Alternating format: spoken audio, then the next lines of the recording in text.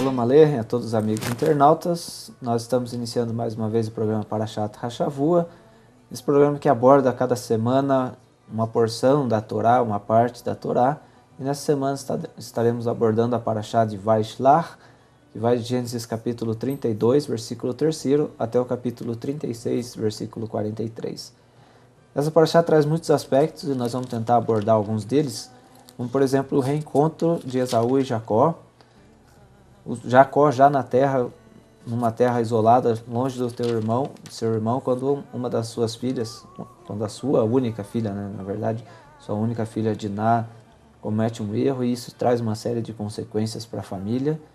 E o último capítulo dessa Parashá traz a descendência de Esaú, mas antes disso traz também a morte do pai deles, do nosso patriarca Isaac.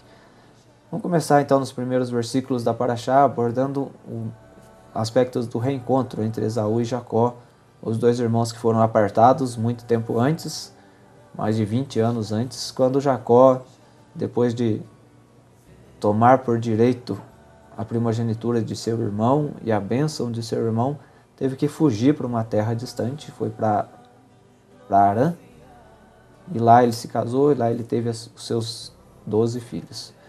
Esta Parashá mais uma falando sobre a vida de Yaakov. Yaakov que, antes de lermos os versos, Yaakov que passou pelas dificuldades que passou, indo lá para a casa de Labão, casando com 2 esposas e 2 servas das esposas, e todas as dificuldades que ele passou lá em termos das esposas disputando ele, não conseguindo ter filhos, depois tendo diversos filhos a mais, talvez por essa disputa, inclusive. E Yaakov agora que talvez pensássemos que teria tranquilidade nesta Parashá, nesta porção, nesse pedaço, é o inverso, Ele aqui talvez encontra mais dificuldades ainda, ou ele tem que passar por algo que ele pensava ser uma dificuldade maior ainda, sendo que ele estava mais tranquilo, indo ao encontro do casamento, do que voltando para a sua própria terra, ao encontro do seu irmão Esaú. Porque no primeiro caso, ele não tinha uma possibilidade de ser morto à frente, e agora ele achava que tinha a possibilidade de ser morto pelo seu irmão, Então, os primeiros versos, capítulo 32 de Gênesis, verso 3 ao 8, diz o seguinte: Então Jacó enviou mensageiros adiante de si a Esaú, seu irmão, à terra de Seir, território de Edom. Ele lhes ordenou: Assim falareis a meu senhor Esaú. Teu servo Jacó manda dizer isto: Como peregrino morei com Labão, em cuja companhia fiquei até agora. Tenho bois, jumentos, rebanhos, servos e servas. Mando comunicá-lo a meu senhor, para lograr mercê à sua presença. Voltaram os mensageiros a Jacó, dizendo: Fomos a teu irmão Esaú, também ele vem de caminho para se encontrar contigo, e 400 homens com ele. Então Jacó teve medo e se perturbou. Dividiu em 2 bandos o povo que com ele estava, e os rebanhos, e os bois, e os camelos. Pois disse: Se vier Esaú a um bando e o ferir, o outro bando escapará. Então, o primeiro aspecto aqui, Jacó já, depois a gente fala dessa divisão em 2 bandos, Todos aqueles que estavam com ele, mas principalmente Jacó teve medo, Quando Jacó foi a se reencontrar com seu irmão, ele ficou com medo do reencontro. Medo de qual seria a reação de Esaú, medo de que Esaú pudesse cumprir a promessa de que iria matá-lo. Ficou com medo do reencontro com o irmão dele. Isso mostra que durante todos esses 20 anos que ele ficou longe do irmão, ele nunca deixou apagar da memória dele o erro que ele cometeu, que ele saiu fugido do irmão. Nisso daí são algumas lições que a gente pode tirar muito grande. Por exemplo, será que Esaú estava esses 20 anos pensando em matar o irmão? A gente tem a tendência de achar que tudo vai dar errado. O ser humano tem a tendência de achar que tudo vai dar errado. E a gente se arma para se defender das situações. Então, eventualmente, você vai para uma entrevista de emprego, por exemplo. Você já vai pensando que, de repente, não vai dar certo, não sei se ele perguntar tal coisa. Você pensa justo nas coisas que você não está apto para responder. Se ele perguntar tal coisa. Você vai fazer uma prova do vestibular, você já vai pensando. Você vai fazer uma prova na escola, você já vai pensando, tomara que não caia aquela matéria, porque aquela eu não sei direito. Você não vai pensando positivamente. O ser humano tem esse defeito. A gente não consegue ir pensando positivamente nas coisas. Bom, eu estudei, eu fiz o melhor de mim, agora eu sei que vai ser aquilo que eu estudei. Então, 20 anos já se passaram, a gente não se encontra. Eu espero que meu irmão tenha deixado esse rancor, esse ódio de lado e a gente possa se encontrar, se reencontrar em paz, reconstruir a nossa amizade, a nossa irmandade e a gente viver mais tranquilamente. Dentro da congregação isso também acontece. A pessoa às vezes vai para a congregação, ela já vai armada para a mensagem que vai receber, para paraxá, ou para a lição, ou para a prédica da noite, ela já vai num sentimento de autodefesa. Tomara, eu só espero que hoje o Orochi não vá falar uma coisa que vai me ofender. Daí ela não espera uma coisa positiva, ela espera que na primeira coisa que a atingir, ela fica brava e ela não escuta mais nada. Então isso acontece muito comumente com as pessoas.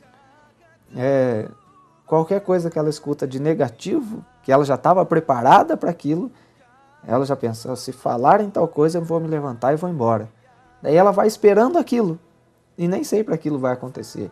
A gente perde oportunidades positivas e proveitosas porque a gente vai armado para defesa, ou vai se armando para contra-atacar uma situação. E quando você vai assim, você não está preocupado com aquilo que vai ser falado, você está preocupado com o momento em que vai ser falado do teu problema. Então, numa paraxá, que às vezes você passa uma paraxá como essa, por exemplo, que tem muitos assuntos que a gente pode abordar, a pessoa já fica pensando, garanto que vai falar sobre tal coisa. E ela fica só esperando. Daí tudo aquilo que que o líder, que o Orochi está falando, antes disso, não serve para nada. Ela não consegue se concentrar, ela está concentrada só no problema dela. E isso tira muitas vezes o proveito das pessoas. Ou também a pessoa ela se prepara ao ler a paraxá sem motivo, né? Ela acredita que ela tem que se defender sem motivo, sendo que ninguém acusou e ninguém vai acusar. Ao ler a paraxá, ao ler algum assunto, por exemplo, algum estudo, ela já vai para a congregação ou para o meio social que ela vive, pensando em tocar naquele assunto para já se defender, sendo que ninguém tinha falado nada e ninguém tinha provocado. É interessante que isso a gente vê em Jacó, né? O verso 6. Voltaram os mensageiros a Jacó dizendo, fomos a teu irmão Esaú, também ele vem de caminho para se encontrar contigo, e 400 homens com ele. Qual que foi a primeira coisa que ele pensou? Já teve medo, né? Teve medo e se perturbou. Por quê? Já pensou que aqueles 400 homens eram guerreiros e que iam matar todo mundo e roubar todas as coisas. E mesmo antes disso, qual foi o recado que ele mandou dizer para Esaú, né? Olha, aqui vem ter o servo Jacó, ou eu tenho bois, tenho jumentos, eu tenho diversas coisas. Não se preocupa, eu tenho as coisas para mim, eu não vou querer as suas coisas, não vou querer roubar você de novo, né? Porque ele devia estar com aquilo na cabeça, né? Roubei a primogenitura dele, roubei tudo que era dele. Não se preocupa, não vou roubar você, não. Eu consegui minhas coisas lá, nem adiantou nada a primogenitura, talvez ele tivesse nesse sentido, trabalhando para esse sentido. E o irmão dele foi de encontro a ele. Quem disse que ia ser para guerrear? Quem disse que ia ser para fazer qualquer coisa de mal, né? Ninguém disse que os 400 eram para armar uma guerra contra ele. E ele não se deu conta de que o irmão também estava vindo ao encontro dele, né? Será que ele não percebeu que tinha alguma coisa movendo os dois nesse sentido, né? Além de uma guerra, além do ódio entre eles, tinha alguma coisa movendo os dois para se encontrarem? Porque depois de 20 anos, depois de um longo tempo, você resolve voltar para casa para se reencontrar com seu irmão. E na mesma época, nos mesmos dias, o seu irmão também, depois de 20 anos, resolve vir ao teu encontro. Tem alguma coisa de errada nisso. Ou tem alguma coisa que está sendo movida nesse sentido, que não é o que você tinha planejado. E Jacó tinha essa visão, infelizmente, né? Infelizmente as pessoas têm um sentimento de defesa e quando elas agem errado, eu sempre percebo isso e é fácil da gente perceber isso nas pessoas. Quando a pessoa faz alguma coisa de errado, daí ela vai, por exemplo, sei lá, numa festa, e ela chega na festa, tá todo mundo reunido, ela entra na festa, quando ela fez alguma coisa de errado, daí ela fica pensando, tá todo mundo olhando para mim. Então parece que ela vai numa festa, ela vai num casamento, parece que eu tô... por que tá todo mundo olhando para mim? E nem tá. Às vezes tem 200 pessoas, você vai no congresso, você tá com algum problema, você ainda assim vai no congresso. Daqui a pouco aparece a sua imagem no telão, tá vendo? Estão me acusando. Quer dizer, tem 800 pessoas e você acha que você é o centro das atenções porque você está com alguma coisa de errado, né? Ou que os líderes estão reunidos lá tratando do seu problema. Então, às vezes, a gente tende a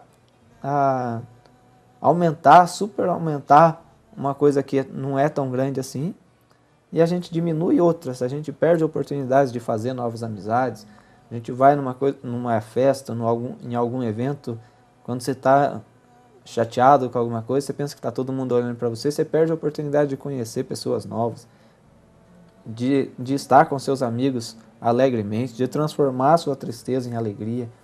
E Jacó foi desse mesmo sentido. Já foi num sentimento de autodefesa. Só que a autodefesa dele foi de uma forma diferente. Eu vou tentar dar presentes para ele para ver se acalma o coração do meu irmão. Ele não foi para atacar.